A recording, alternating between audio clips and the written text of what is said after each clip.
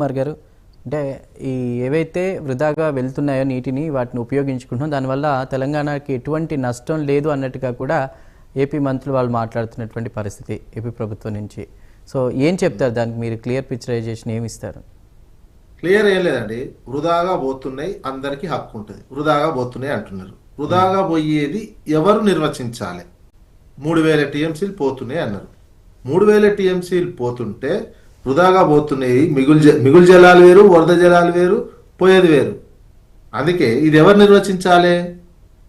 Tribunal నిర్వచించాలి, కేంద్రం నిర్వచించాలి.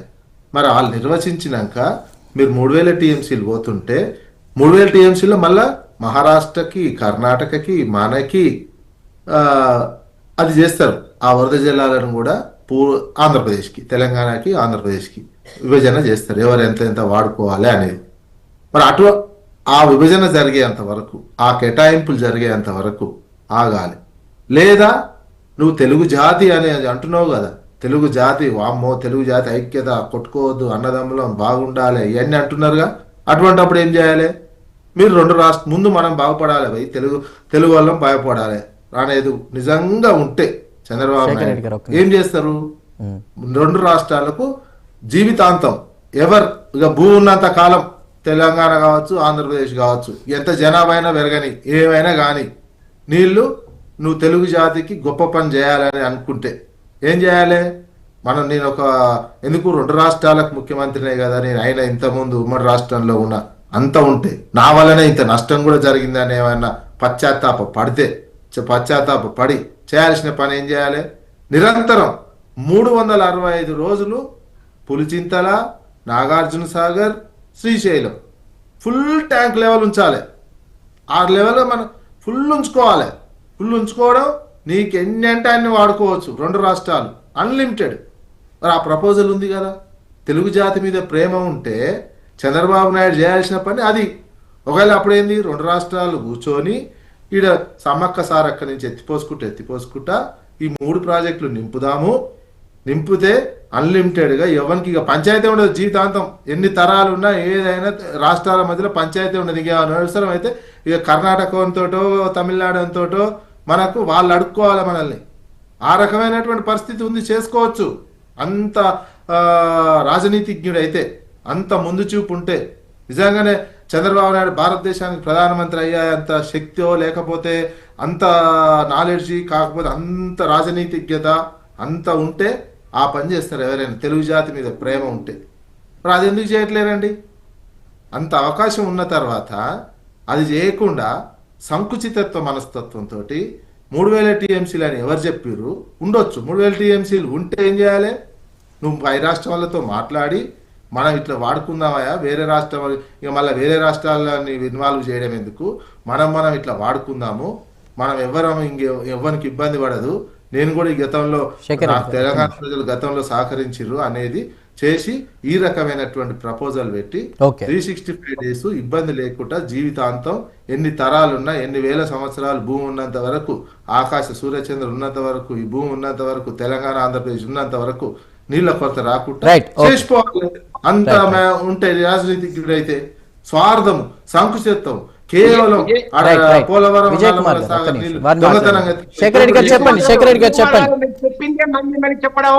మీరు చెప్పిందే మళ్ళీ చెప్పడం, నారా చంద్రబాబు నాయుడు గారి మీద బురద తప్పితే ఏమీ లేదండి. Clear cut. మేము ఒకటే చెప్తున్నాం ఈ రోజు. మీరు చెప్పినట్టే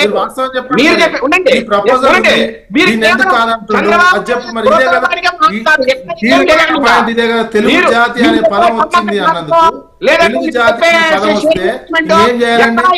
తెలుగు జాతి ఒకటే అంటున్నారు కదా. పేరు చెప్పి ఎందుకు అన్యాయం చేస్తున్నారు? మాట తెలుగు జాతి అంటున్నారు కదా. తెలుగు జాతికి ఉన్న ఒక పరిష్కార మార్గం ఇది ఉన్నది. ఈ పరిష్కార మార్గాన్ని ఎందుకు కాదంటున్నారు? నువ్వు ఎందుకు సంకుచితత్వం వరద జలాన్ని మోసం చేసి కేవలం 1,00,000 కోట్లతో కట్టి, కేవలం డబ్బుల కోసం కట్టి, కమిషన్ల కోసం కడుతున్నారు అనే విధంగా ఆరోపణలు ఎందుకు ఎదుర్కొంటున్నారు?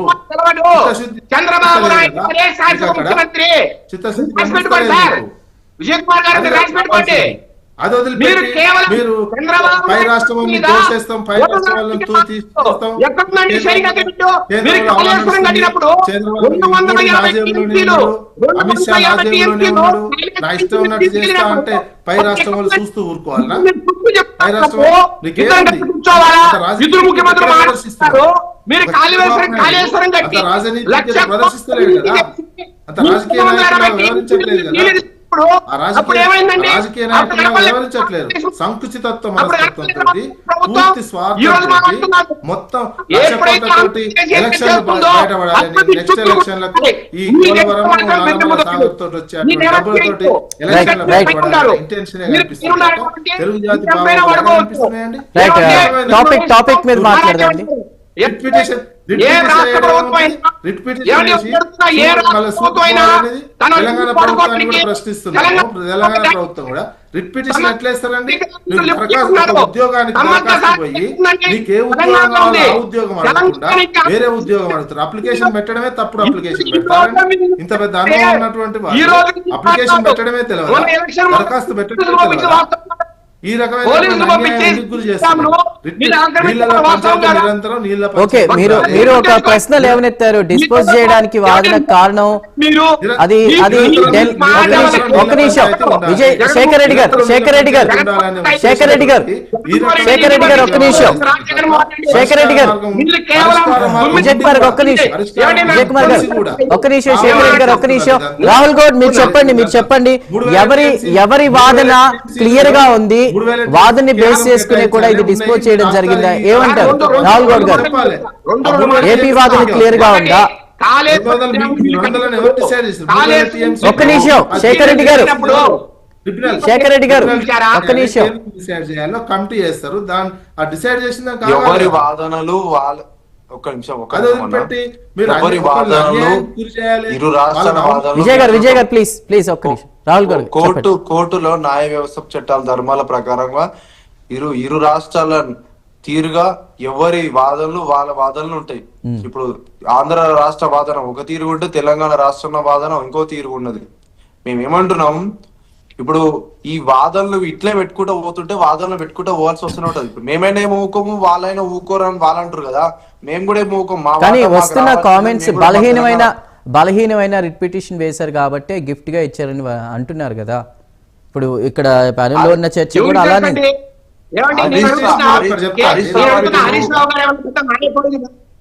హరీష్ రావు గారు చూసారా రిట్ పిటిషన్ ఏం వేశారో? హరీష్ రావు గారు చూసారా? ఆయన ఏమైనా పెద్ద న్యాయకుడు? కాళేశ్వరం ప్రాజెక్ట్ 1,00,000 కోట్ల అవినీతి జరిగింది. ఏమంటే కాళేశ్వరం ప్రాజెక్ట్ కుదిపోయింది కిందికి. ఆయన హయాంలోనే ఈ దేశంలో మేము అదే సొంత కూతురే ఈ రోజు పార్టీ నుంచి ఒకరి తర్వాత ఒకరు మాట్లాడండి. విజయ్ గారు ఓకే, మీరు చెప్పాలనుకుంది ఒకరి తర్వాత ఒకరు చెప్పండి దయచేసి. అందరూ ఒకసారి మాట్లాడితే. శేఖర్ రెడ్డి గారు సమయం ఇస్తాను ఒక్క నిమిషం. రిట్ పిటిషన్ గురించి, రిట్ పిటిషన్ ఏంది?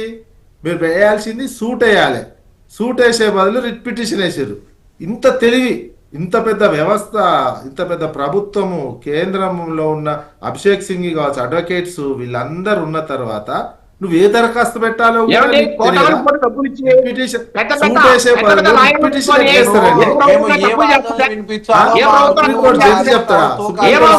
చెప్పేంత వరకు ఎంత అవగాహన రాహిత్యంతో ఉన్నారు.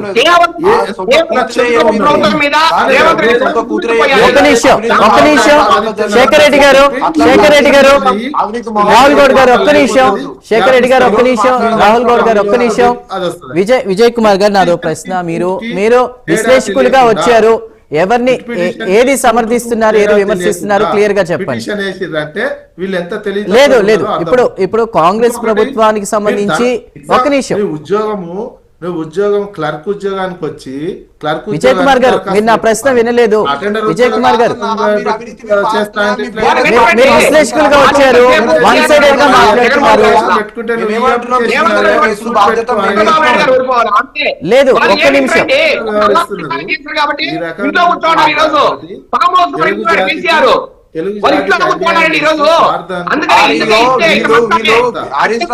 ఒక్క నిమిషం. విజయ్ కుమార్ గారు, రాహుల్ గౌడ్ గారు ఒక్క నిమిషం, శేఖర్ రెడ్డి గారు ఒక్క నిమిషం. సమయం అవుతోంది. దయచేసి ఒకరి తర్వాత ఒకరు మాట్లాడి కన్క్లూషన్ ఇవ్వండి. విజయ్ గారు, పార్టీలు శాశ్వతం కాదు. ఒక్క నిమిషం అండి. శేఖర్ రెడ్డి గారు ఒక్క నిమిషం, నేను సమయం ఇస్తాను. శేఖర్ రెడ్డి గారు మీకు సమయం ఇస్తాను. వారు విశ్లేషకులుగా వచ్చారు. విజయ్ కుమార్ గారు, పార్టీలు శాశ్వతం కాదు, ప్రభుత్వం శాశ్వతం, ఎవరికి అన్యాయం జరగకూడదు, ఇరు రాష్ట్రాలకు ప్రయోజనం జరగాలి. ఆ మాటగా మీరేం చెప్తారు? ఫైనల్ గా మీ వర్డ్స్ ఏంటి? అదేనండి, నిజంగానే ఉంటే రెండు రాష్ట్రాల ప్రయోజనాలే ఉంటే, రెండు రాష్ట్రాల ప్రయోజనాలు ఉన్నట్లయితే ఇట్లాంటి పిటిషన్లు వేయరు, ఇట్లాంటివి జరగవు, ఇట్లాంటి కుట్రలు జరగవు. ప్రజల గురించి వీళ్ళు స్వార్థ ప్రయోజనాలే చూసుకున్నారు. ఇద్దరు రెండు రాష్ట్రాలకు సంబంధించినటువంటి నాయకులు తమ స్వార్థ ప్రయోజనాలే తప్ప రాష్ట్ర ప్రయోజనాలు, ప్రజల ప్రయోజనాలు, తెలుగు జాతి పేరు తెస్తారు కదా, తెలుగు జాతి ప్రయోజనాలు లేవు.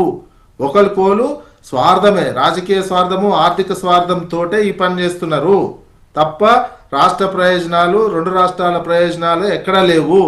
నువ్వు వివాదాలు చేసుకోవడము, దీని మీద ఏదో డిపిఆర్ చేయడము, ఆ 1,00,000 కోట్లకు సంబంధించిన ప్రాజెక్ట్ ఏదో చేసుకోవాలనేది స్వార్థ ప్రయోజనాలు తప్ప నీళ్ళ ప్రయోజనం. మంచి ప్రపోజల్ ఒకటి ఉన్న తర్వాత, రెండు రాష్ట్రాలకు కావాల్సిన మంచి ప్రపోజల్ ఉన్న తర్వాత ఆ ప్రపోజల్ని కాదని వీళ్ళు తెలుగు జాతి పేరుతోటి స్వార్థ ప్రయోజనాలకే ఈ రిట్ పిటిషను, ఈ సూట్లు ఇవన్నీ తెలియదానండి. రిట్ పిటిషన్ వేయాలన్నా, సూట్ వేయాలన్నా అనేది ఒక ఇంత పెద్ద వ్యవస్థ నడుపుతున్నటువంటి ప్రభుత్వాలకు తెలియకుండా ఉంటుందా? అంటే గుడ్డిగా వేసిర్రు అన్నట్టు. ఒక అప్లికేషన్ పెట్టే పద్ధతే తెలియకపోతే ఇంత పెద్ద రాష్ట్రాన్ని ఎట్లా నడుపుతారు?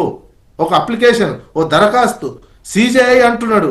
సిజేఐ చెప్పకపోతే, ఇఫ్ సిజేఐ చెప్పకపోతే తెలంగాణ మొత్తం అన్యాయం అయిపోయేది. ఇంకా తెలంగాణ మీరు ఈ దరఖాస్తు కాదా, ఇంకో దరఖాస్తు పెట్టుకోరి, పై రాష్ట్రాల వాళ్ళు కూడా ఉన్నారు, పై రాష్ట్రాల వాళ్ళు అడగొద్దా? ఆ తెలివి ఇంత పెద్ద వ్యవస్థ ఉన్న ప్రభుత్వానికి ఆ తెలివి ఉండదా? రిట్ పిటిషన్ కు సూట్ కు తెలియకుండా దరఖాస్తు పెట్టుకుంటే ఏముంది? రైట్. ఫైనల్ గా రాహుల్ గౌడ్ గారు మీరేమంటారు? సిజేఐ చెప్పేంత వరకు కూడా తెలియలేదా అనేటువంటిది ఆయన ప్రశ్న. అంటే మీరు ఇక్కడ ఒక అప్లికేషన్ పద్ధతి అంతా వేరుగా ఉంటుంది, పిటిషన్ కాదు. నెక్స్ట్ మీ దగ్గరికి వస్తాను, శేఖర్ రెడ్డి గారు. రైట్. రాహుల్ గారు ఒక్క నిమిషం, శేఖర్ రెడ్డి గారు ఏదో చెప్దా అంటున్నారు, ఒక్క నిమిషం.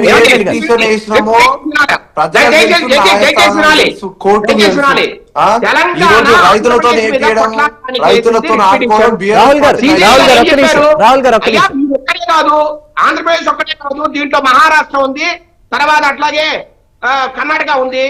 అందరూ కలిసి కూడా దీన్ని రావాలి, దానికి సంబంధించి ఇది కొంచెం మార్చేయండి అని చెప్పారు. దాంట్లో తప్పేముందండి? ఇది ఒక టెక్నికల్ ఇష్యూ అండి. ఒక టెక్నికల్ ఇష్యూ పట్టుకొని ఏంటండి నాకు అర్థం కాదు.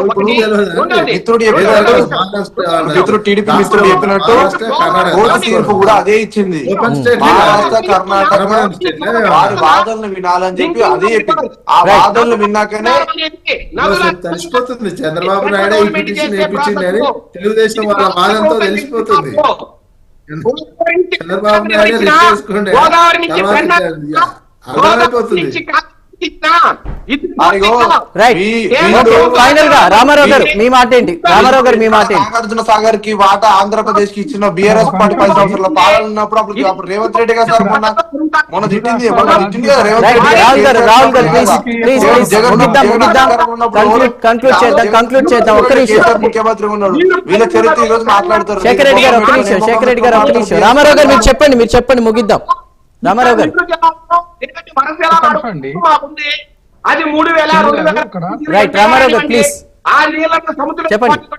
హక్కు మాకుంది. చంద్ర గారు, ఇక్కడ అంశం ఏంటంటే ఇరు రాష్ట్రాల్లో ముఖ్యమంత్రుల అంశము కొంచెం వివాదాస్పదంగా ఉంది. ఎందుకంటే ఈ మధ్య చూసాం మనం రాయలసీమ ప్రాజెక్టును, మేము లిఫ్ట్ ఇరిగేషన్ ప్రాజెక్టుని నేను ఆపించానని చెప్పి తెలంగాణ సీఎం ఉన్నటువంటి రేవంత్ రెడ్డి గారు సాక్షాత్ అసెంబ్లీలోనే ప్రకటించారు. లేదు లేదు కాదు కాదు మేమేమి అట్లా చేయలేదని చెప్పి మళ్ళీ ఇక్కడ తెలుగుదేశం పార్టీ ఏదైతే కూటమి ప్రభుత్వ నాయకులందరూ కూడా గగ్గోలు పెడుతున్నారు. ఎవరిది నిజము? ఒక ముఖ్యమంత్రి స్థాయిలో అసెంబ్లీ సాక్షిగా అబద్ధం చెప్తాడండి? నేనేమంటానంటే వీళ్ళిద్దరికి గురు శిష్యుల బంధం ఉన్నమాట వాస్తవం. అనలిస్ట్ గారు చెప్పినట్లు వీళ్ళు బనకచెర్ల ప్రాజెక్ట్ అని చెప్పి ఒక దాన్ని చంద్రబాబు నాయుడు గారు ప్రపోజల్ పెట్టి తీసుకొచ్చినటువంటి ప్రాజెక్టు దాన్ని మరలా Right, okay, okay. రాజకీయంగా వాడుకోవటం. ఎందుకంటే కాని ప్రాజెక్ట్ అనమాట అది. ఇక్కడ పరస్పరం వాళ్ళు పొలిటికల్ మైలేజ్ కోసం ఇద్దరు ముఖ్యమంత్రులు ఒక అండర్స్టాండ్ తోటి ఒక type of mind game politics కి right right okay okay Ramarao garu thank you అండి. Ramarao garu thank you. ప్రయోజనం కోసం ఇరు ముఖ్యమంత్రులు పనిచేయాలని మేమైతే డిమాండ్ చేస్తాం. రైట్ రైట్ మేడా విజయశేఖర్ రెడ్డి గారు థ్యాంక్ యూ, కొక్కొండ రాహుల్ గౌడ్ గారు థ్యాంక్ యూ, నరా విజయ్ కుమార్ గారు థ్యాంక్ యూ. అందరికి కూడా ధన్యవాదాలు.